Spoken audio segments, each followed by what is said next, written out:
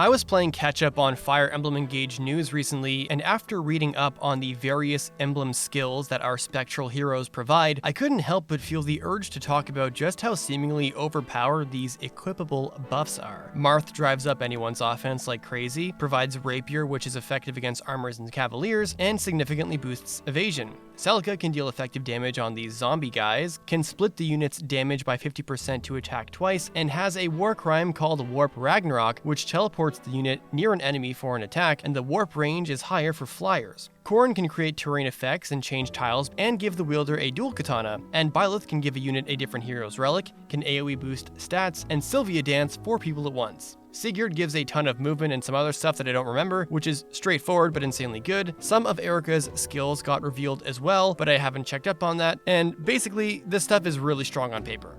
So yeah, all this is really powerful.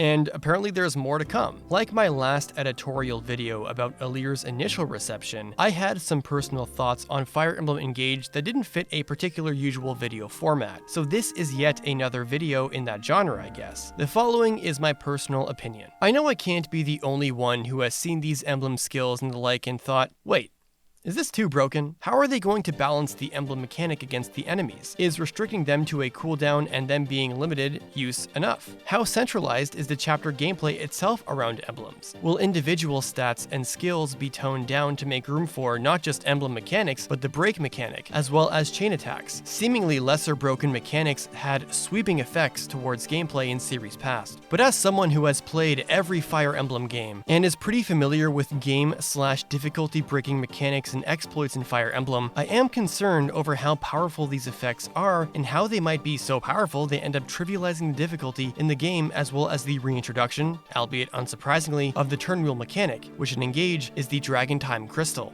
Obviously, I don't know the answers to these questions, but Intelligent Systems is proven capable of designing good difficulties anyway, so maybe there's nothing to worry about after all. Nobody will until we get the game in January. GameSpot and IGN got a first-hand experience with the game, and according to them, it's confirming that the game looks good and the game plays good. Fire Emblem has had quite a few severely broken mechanics that, while initially, as in the early game, were just strong things the player could do, would end up being extremely powerful in the late game to the point where you can run over even the most challenging maps the game has to offer. Pair Up in Awakening was like this. It was fun to pair up and get boosts in hit, avoid, critical, and so on, but once S supports were reached and your units were getting significantly higher and higher stats, end turn strats would just take over. End turn meaning your unit is so tanky or fast or built a certain way that you could end your player phase and have the enemy units just run into you and die. Like running broken Vantage Wrath builds or stance stacking builds on flyers, making them nearly impossible to hit in 3 houses, for example. Fire Emblem hasn't always, but in some games, kind of had that mid to late game issue. In the early game, the map design has a lot less to account for when considering giving the players a fun, challenging map to conquer. You have less developed units, less units to begin with, less diverse inventories, less potent support effects, and whatever potentially broken unit/combination of units you have, they're just that at that point. Potential. That kind of thing. You need to work with what you have, and the developers design around that fact. But in the mid to late game, there are naturally just less variables the developers can account for. They can introduce certain formations, more varied weapon types and skills, and chapter gimmicks to keep the player on their toes. The latter, something games like Thracia 776, Radiant Dawn sometimes, and Fate's Conquest did, is a proven workaround to this unpredictability. Instead of Fire Emblem's mid to late game being a contest of raw stats, it's a contest of tactics and planning. Thracia 776 and some earlier Kaga games added another way to mitigate snowballing by making growths low, making outlier stats and overstatting less likely to occur, which make game balance easier as base stats can be designed around more. Also, with stat caps of 20, you could only get so far in the mid to late game trying to abuse Arena for grinding levels. But sometimes games can just not do that. For example, in the near infinitely customizable 3 houses, they can't anticipate you deliberately snowballing the heck out of a handful of units to start completely clearing maps. They didn't, and can't really reliably anticipate how many flyers or calves or armors you want in any given run, and so they didn't really try to introduce that many unique gimmicks in the maps to begin with. So what you're left with is a sandboxy Fire Emblem game on the unit customization front, and complemented that in the map design itself with pretty straightforward enemy placements, standard chapter goals, and stats quests that just progressively got higher and higher to account for difficulty. Not trying to shit on Three Houses' game design philosophy for anything, the game is still one of the best gameplay experiences in the series, but that's just what they did. Other games like Sacred Stones, Blazing Sword, Awakening had that late game issue of just getting so strong, or like abusing broken staffs like Warp or Rescue or whatever, into being so effective that not using them was in of itself a challenge run. As someone who does map design himself, play my ROM hack Bloodlines by the way, constantly adjusting enemy levels, stats, and formations can be insanely exhausting, as you can just never know who may have gotten RNG blessed or cursed the longer the game goes on. And in order for Fire Emblem to stay fair and fun, you have to weigh out whether you'd rather have your game be accidentally broken easy or impossibly hard to the point where you can't finish a map. Granted, there are lots of ways to mitigate the risk of bad RNG and the chapters getting too hard, right? Stat boosters, early promoting, optional battles, recruiting allies that are deliberately meant to be bad RNG proof like Pent for example, and more recently being able to turn back time. But still, with all these bad RNG checks in Fire Emblem, what happens when you don't get bad RNG and still have these at your disposal? Your campaign gets easier for free. One chapter can be made way easier by 1 or 2 speed levels, and can be made way harder when your supposedly fast damage dealer just can't double and do what he's designed to do. RNG is annoying to design around, and lately players have had this stupid thing called the freedom to do what they want. Those son of a guns. When it comes to designing around RNG, these are some things that come to mind. It is sometimes very easy to trivialize entire chapters because of good RNG if the designers get lazy with their maps, and in my opinion, end turning is boring when it's the most effective tactic available.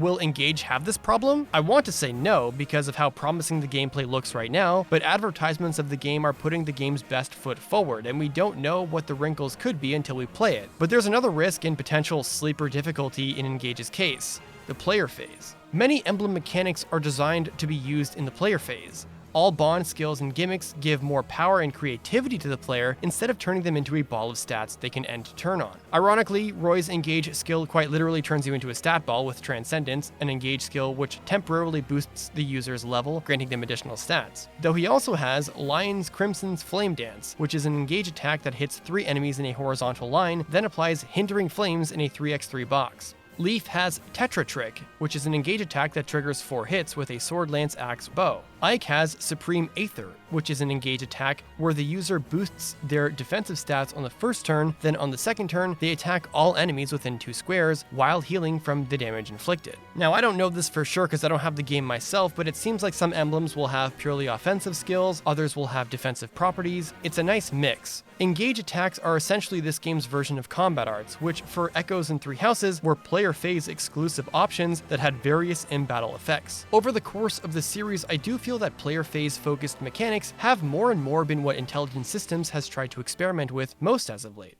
Player phase focused Fire Emblem obviously didn't start with Echoes. This stuff has already been around. Whether it's FE4's Super Kanto making some player phase turns action-packed, or FE5's clever but brutal enemy placement making tanking harder to do, and its introduction of Rescue and Capture and reintroduction of Fire Emblem Mystery of the Emblems trading, adding a lot more thought required to get things done in the player phase. Combat arts of Echoes can only be used in the player phase as well as Three Houses, as opposed to the straightforward, do I win the weapon triangle and can I kill you in this round and can I survive the enemy phase nature of, say, the GBA titles. Three Houses did this as well, with the added nuance to this design perspective with battalions and gambits, which even the enemy could use. Player phase focused Fire Emblem is my preferred way to play. You just get so many more options to do things. It's like the developers are getting better at their job. Whether it's a complicated mix of repositional moves like shove, swap, reposition, and warp and rescue to cover an insane amount of ground in one go, rescue dropping, dancing, and a rescue for hit and run strategies, or like I mentioned, combat arts. These all add a massive amount of creativity and fun to the game. It's one of the major reasons why I like modern Fire Emblem more than the past games. If you give me more to do in my strategy game, I will use them. There's a significant drop in things to do that are fun, and it makes it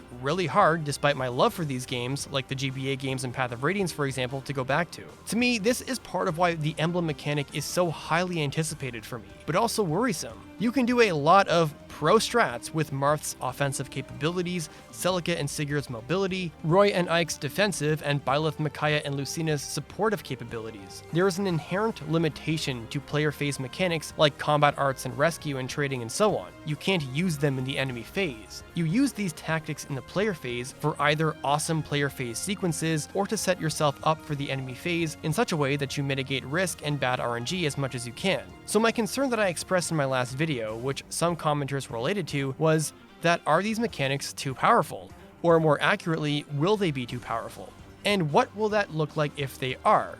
Like I said earlier, does that mean individual stats are kinda not as good as usual to make room for the rest of the gameplay mechanics introduced here? Granted, the definition of power in Fire Emblem depends on what the player themselves values. If you're looking for efficiency, speedrunning, and clearing maps early, power isn't necessarily who has the best growths or potential. It's stuff like who has high, usable, and abusable bases and availability, who can abuse warp and rescue to clear maps in only a handful of turns. For others, power may be quite literally who can be made into a complete death machine powerhouse that can destroy as many enemies in one sequence as possible. For Engage, there are a lot of mechanics going on at once in the player's hands, not just emblem mechanics that are incredibly souped up living combat arts basically, but chain attacks if the assisting ally has the backup battle style and can join a round of combat, and the break mechanic, which can completely invalidate an enemy's counterattack if they lose the weapon triangle in combat. Put together, all three sound extremely fun to play around with, but are also, even on an individual level, very strong. The enemy AI should also have no problem making use of these mechanics themselves, even as far as using the emblems they have.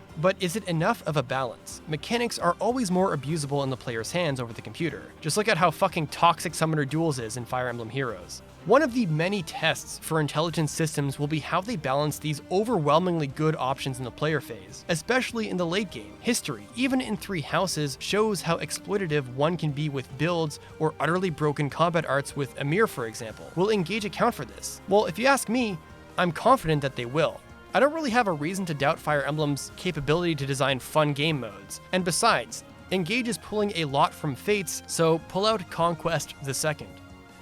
Anyways, the game's coming out in like 30 days from now, so I guess we'll find out then. As I wrote this script, and as I'm speaking right now, I know this can kind of come off like a random jumble of thoughts on Fire Emblem chapter design and stuff, but I just had thoughts on the mechanics of Engage, and I wanted to talk about it. So hopefully it didn't come off as overly rambly, pointless, or pretentious, I guess.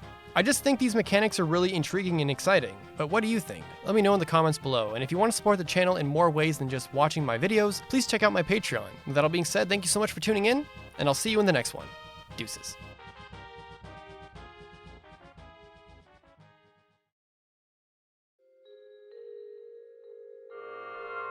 You